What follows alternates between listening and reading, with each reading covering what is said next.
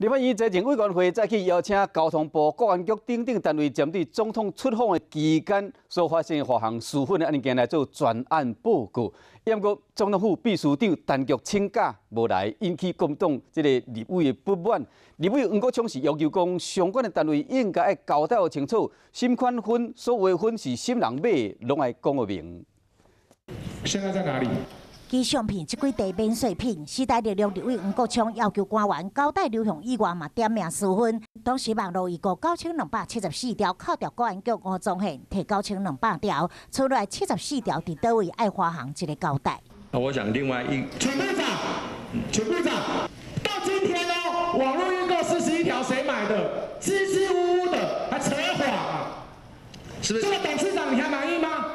不只是伫网络上卖，总统专机嘛有卖735条，扣掉已经查出部分分品的流向，还有剩138条伫倒位。黄国昌对查到底。详细说，我们现在正在调查，好，现在还正在调查，现在公布结果。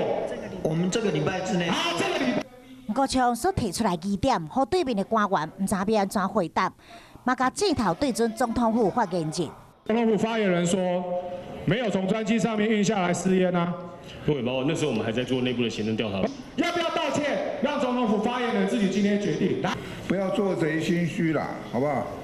回去打电话叫你们董事长来。不过看这张伫财政委员会办私分案的报告，原先是有请总统府秘书长陈菊来说明，陈菊请假，只有派副秘书长史克豪来，引发国民党立委不满，表达严厉谴责。总统府澄清，陈菊依照宪法征收条文，无到立法院报告，是符合规定甲惯例。